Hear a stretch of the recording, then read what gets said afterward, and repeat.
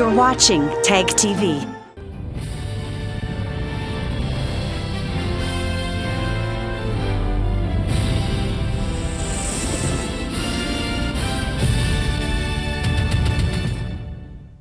Good evening. Welcome to South Asia Newsline. I'm Lipakshi Khurana. Here are the top stories we're tracking for you on Thursday, the 26th of April.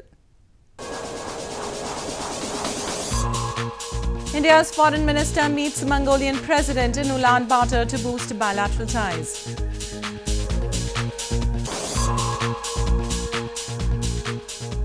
Pakistan's foreign minister disqualified by court for holding UAE work permit.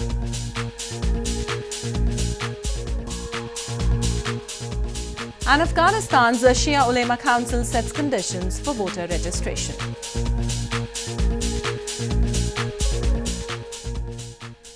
And now for all the details. Indian Foreign Minister Sushma Swaraj on Thursday held talks with Mongolian President Khaltmagin Batulga in Ulaanbaatar to boost bilateral ties between the two nations.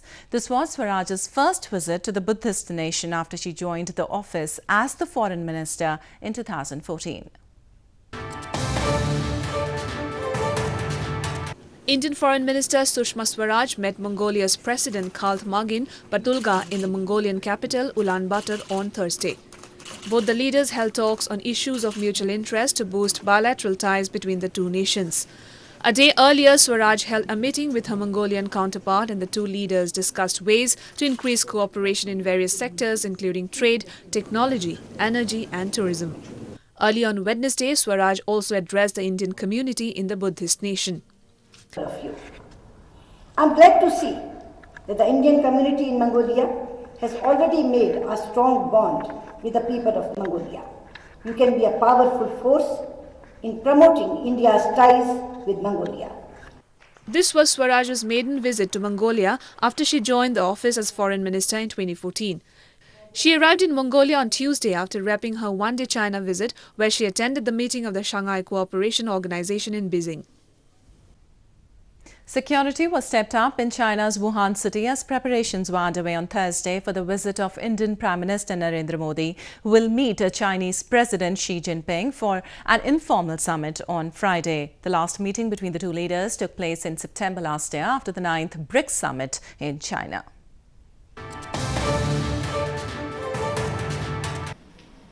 Security was stepped up in Wuhan on Thursday as China prepares to host Indian Prime Minister Narendra Modi for an informal summit with Chinese President Xi Jinping.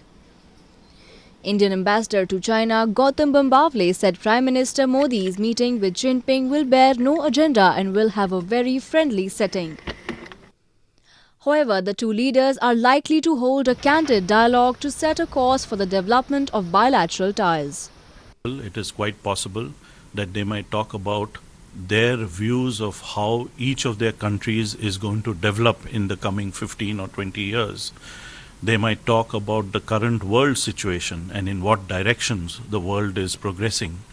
They might talk about how India views China, how China views India, and in this atmosphere they will also talk a few things about India-China relations.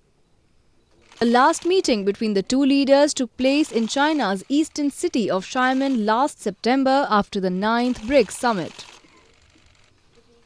Prime Minister Modi has sought to reset ties after dispute over issues including their disputed border with Tibet and other issues. The Asian giants were locked in a 73-day military standoff in a remote, high-altitude stretch of that boundary last year. In news from Pakistan, Islamabad High Court on Thursday disqualified Pakistan's Foreign Minister Khawaja Asif from Parliament for life for holding a work permit of the United Arab Emirates. The court announced its verdict on a petition stating that Asif did not mention his foreign employment in his nomination papers. According to the petition filed by Pakistan Tehreek-e-Insaf Party leader Usman Dar, who lost the general election to Asif in 2013, Asif was hired as a full-time employee of a company located in Abu Dhabi since 2011 and has held various positions, including those of the legal advisor and special advisor.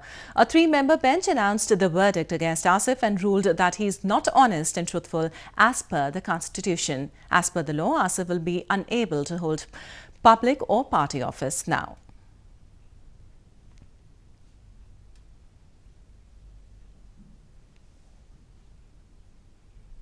Moving on, residents in Pakistan-administered Kashmir are continuing their protest against the Pakistani security forces over the killing of an activist in the illegally occupied region last month. The activist was killed after police fired upon a peaceful march protesting against use of people as human shields during cross-border shelling. Protests are continuing across Pakistan-administered Kashmir to seek justice for Naeem Butt, a political activist killed in police firing on March 16. Members of the Jammu Kashmir National Awami Party, Jammu Kashmir Liberation Front and Transport Union, Rawalakot carried out a sit-in protest outside the Deputy Commissioner office in Rawalakot city. They raised demands including immediate suspension of Deputy Commissioner and to punish the perpetrators of the crime. और judicial commission की report public के अंदर लाई जाए और public के अंदर बताया जाए कि इस खूनी खेल के पीछे कौन सी कुव्वतें मौजूद हैं। वो कौन सी कुव्वत है जो डीसी, जो एसपी, वज़ीर आज़म से भी ताकत है। On March 16, thousands of people had joined a march against the Pakistani army to express solidarity with the people suffering from cross-border shelling. Activist Naeem Butt was shot by the police during the protest. He succumbed to his injuries in the hospital. Activists have now launched a campaign to seek justice for Butt and have announced more protests against brutality by Pakistani army and police. In news from Afghanistan, as threats escalate against voter registration centres in parts of Afghanistan, a council of religious scholars has set conditions for people's participation in the voting registration process. The country is already facing slowdown in the registrations after deadly attacks on voter registration centres.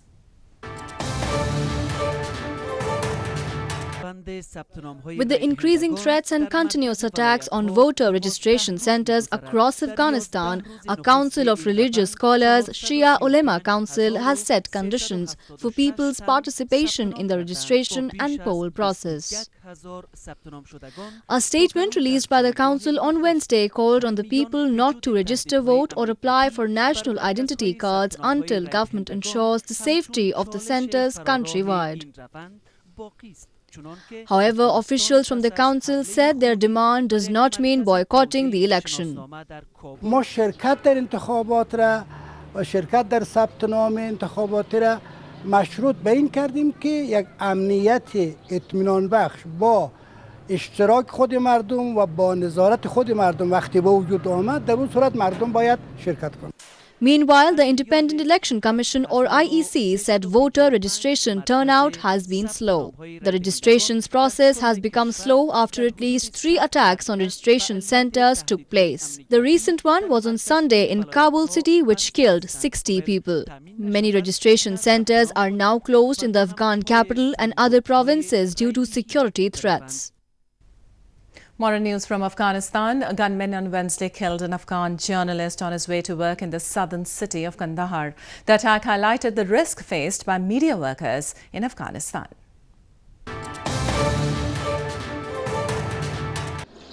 A gunman killed an Afghan journalist on his way to work in the southern city of Kandahar on Wednesday, an attack that highlighted the risk faced by media workers in Afghanistan.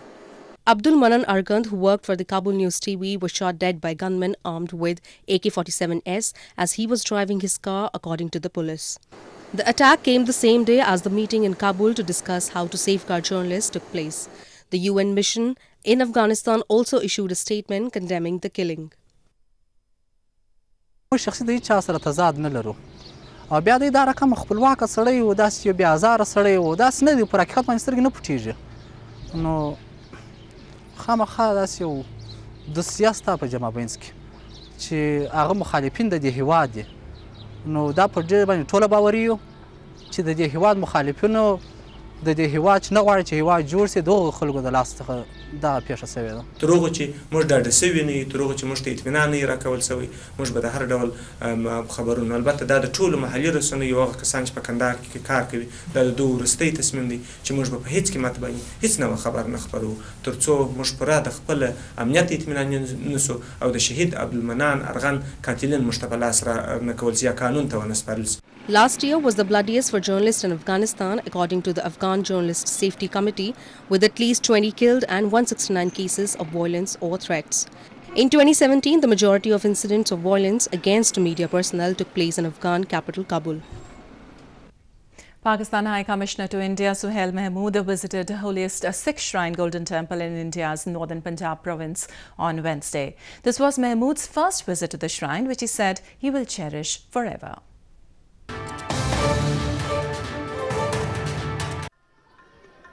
Pakistan High Commissioner to India Suhail Mahmood paid a formal visit to the holiest shrine of Sikhism, the Golden Temple, on Wednesday in India's northern Punjab province.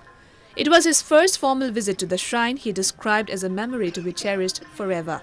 Mahmood paid obeisance and later also penned down his experience in the visitor's book. Well, Bismillahirrahmanirrahim. I am formally visiting Amritsar today, and in this context coming to this holy place is very important, and I have been able to come here and pay obeisance, and I think this is an experience that I would always cherish. The Pakistani envoy also met with chief ministers of Punjab and neighbouring Haryana province earlier in the day as per media reports. Mahmood was appointed as a High Commissioner to India in August 2017.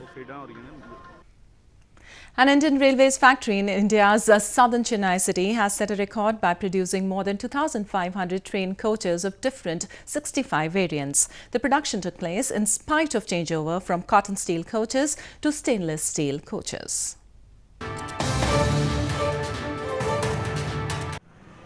An Indian Railways factory in India's southern Chennai city set a record by producing 2,503 train coaches of 65 different variants last year, surpassing its set target. The production target, which was set at around 2,400 coaches, was successfully achieved, with 70% of coaches being made out of stainless steel for multiple electric units, metro, diesel electric tar cars and tourist coaches. The production of coaches took place in spite of changeover from cotton steel coaches to stainless steel coaches. Last year, ICF has achieved a record outturn of 2,503 coaches, as against a board target of around 2,400 and odd coaches. And it is very special because last year we also had a major changeover from ICF design cotton steel coaches to 100% stainless steel LHB design coaches. So the changeover from the mild steel coach to stainless steel coach was done in a very smooth manner without affecting the production. Indian Railways is among the most extensive in the world but has struggled to expand to keep up with the demand. Prime Minister Narendra Modi's government approved a $22 billion investment plan to modernize the railways in February this year. Demand for flower saplings is on a rise in India's northern Jammu and Kashmir province. Flower vendors are doing a brisk business with increasing demand of colourful floral saplings in the spring-summer season. India's northern Jammu and Kashmir province is witnessing a spurt in sales of flower saplings and seasonal plants in spring due to a huge demand. Flower vendors are enjoying good business returns through the sales of flower saplings and seasonal plants, which blooms during this period. Consumers are buying different flora and fauna varieties for their homes. हमारे पास सारी पैंजीज होती है, देखिए सीजनल्स भी होते हैं, hybrids maximum हम hybrids ही रखते हैं. फ्रूट ट्रीज देखिए, पाइन्स, जो भी यहाँ की कश्मीर की वैरायटी है उसके अलावा हम बाहर की वैरायटीज़ भी रखते हैं. इंडोर प्लांट्स, आउटडोर प्लांट्स, सारी ट्रीज रखते हैं. तो हम लोग यहाँ पे अक्सर आते रहते हैं. यहाँ पे इनके पास काफ़ी अच्छी वैरायटी है फूलों की, और यहाँ पे हर किस्म का फूल मिल जाते हैं, और ग्रीन प्लांट्स भी मिल जाते हैं जो आप इंडोर आउटडोर हर जगह लगा सकते हो. Demand of flower saplings is increasing at large scale due to the new and attractive varieties and the season. The colourful flower sapling, which include daffodils and tulips, are brought from local as well as the national markets. Well, that's all we have for you from South Asia this evening. Now our viewers can watch the show on SouthAsiaNewsline.com. You can also visit us on Facebook.com/SAsiaNewsline and follow us on Twitter @SAsiaNewsline. That's all in tonight's edition. We'll see you same time tomorrow. Good night.